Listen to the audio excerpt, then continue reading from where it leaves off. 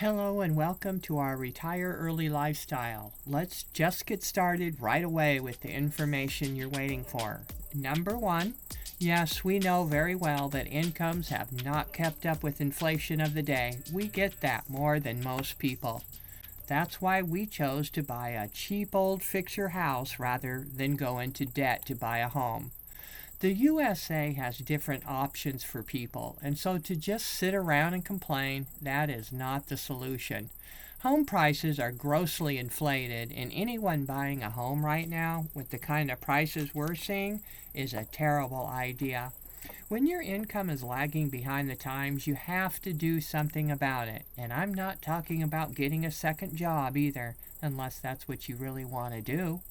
The bottom line is we have to change something instead of blame something.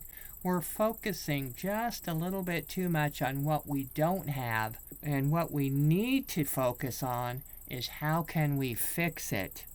Number two, focusing on lack instead of changing our financial problems. We complain on social media about what we don't have, and that gets others riled up to do the same. Have you ever taken a snowball and rolled it down a hill and it grows bigger and bigger until pretty soon you have this huge snowball? That's what social media is like.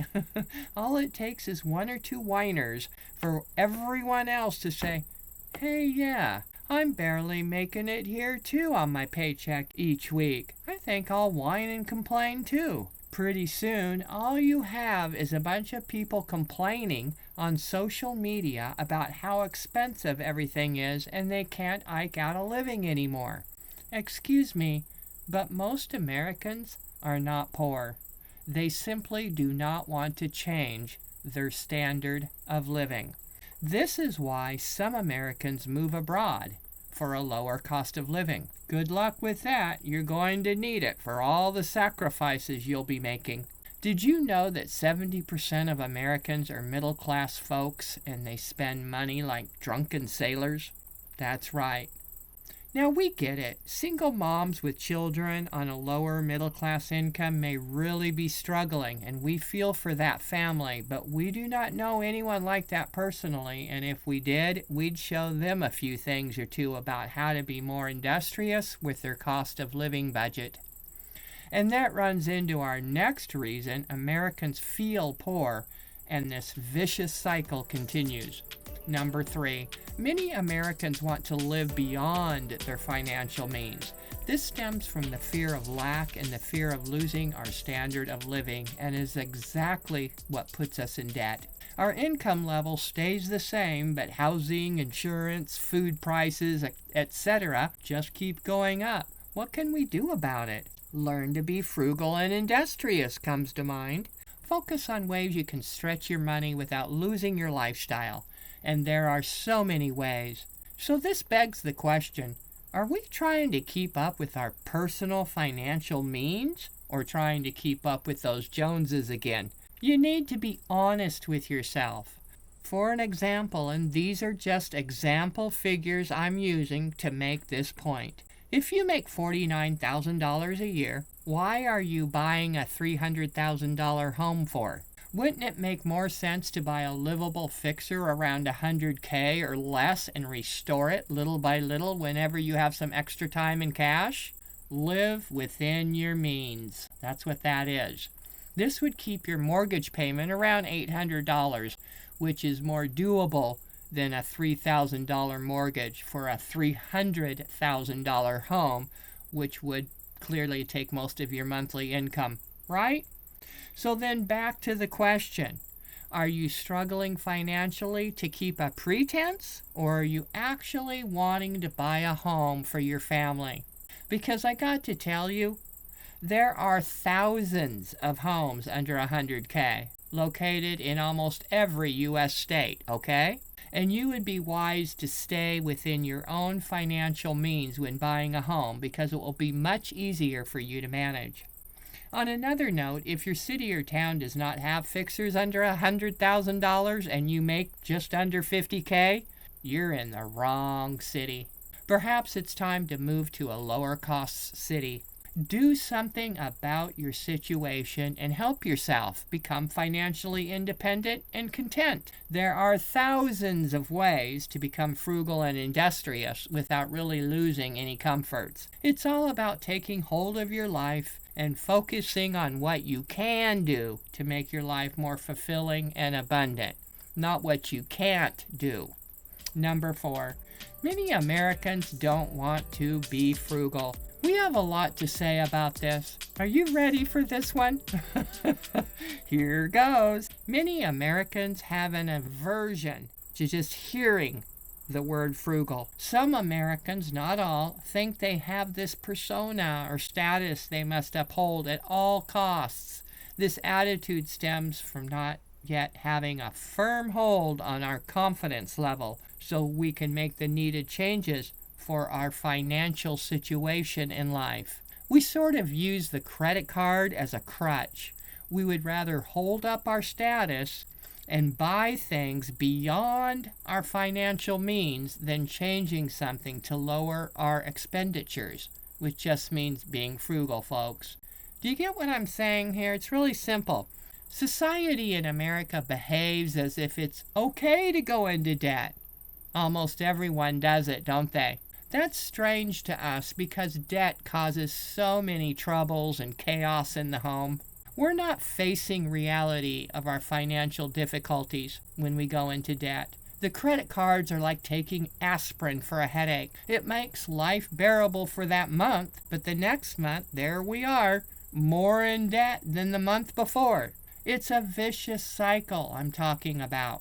But remember, I told you in the previous video, the Joneses are stressed out and unhappy. How do we know this? Well, listen to them and watch what they say on social media. It's exposed right out in the open for everyone to see. And then every once in a while you get someone that says they went completely the opposite route, did their own thing, and are not struggling financially. In fact, they have abundance and are living well on practically nothing and are not in debt.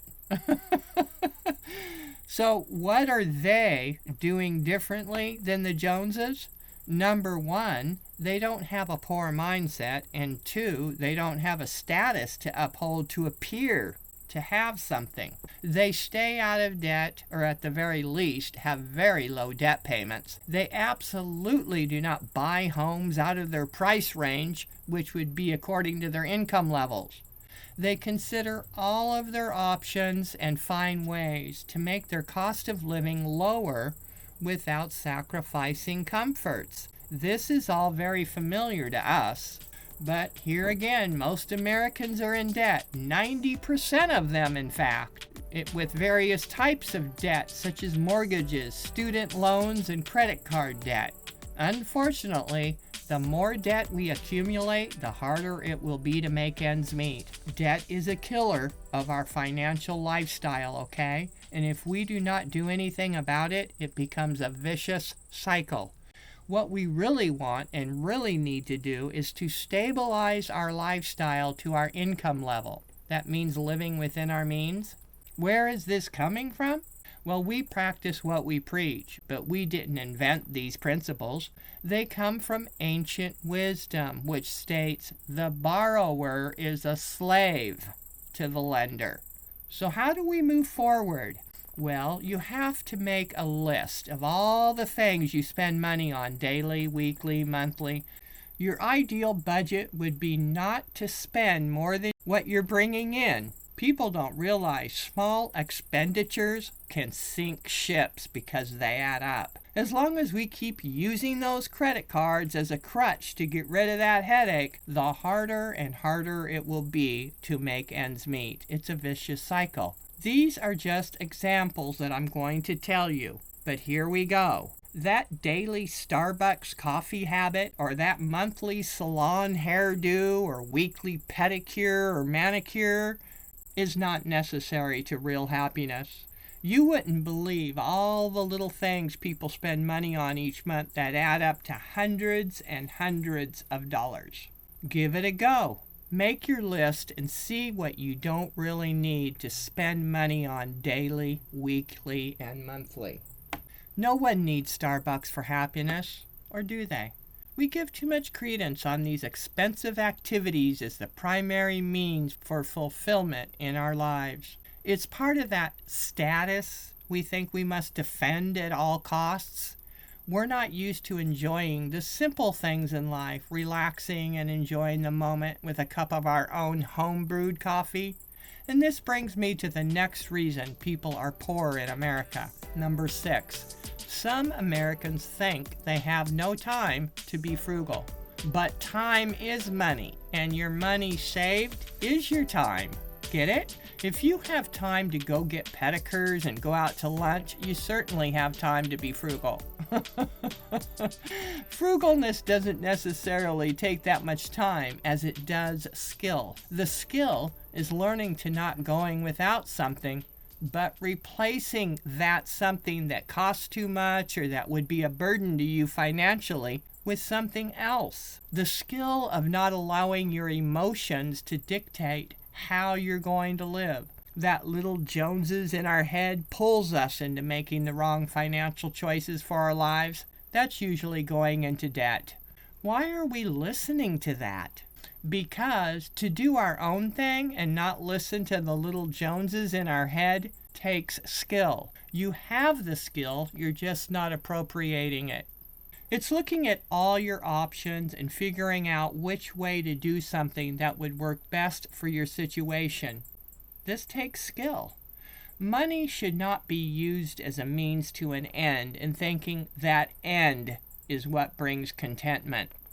Money should be looked at as a tool to help you achieve the real and true life that you want now, instead of working like a dog on a hamster wheel until you're too old and worn out to enjoy life. Being frugal does not mean going without. It doesn't mean being cheap either. It means not carelessly throwing money around on things you don't really need, and if you do need them, doing it differently than the prescribed way that everyone else is doing it. We all have the ability to be financially creative, to get ahead in life, no matter what the outside circumstances happen to be. That's why we need to stop blaming and start taking responsibility for our lives in everything.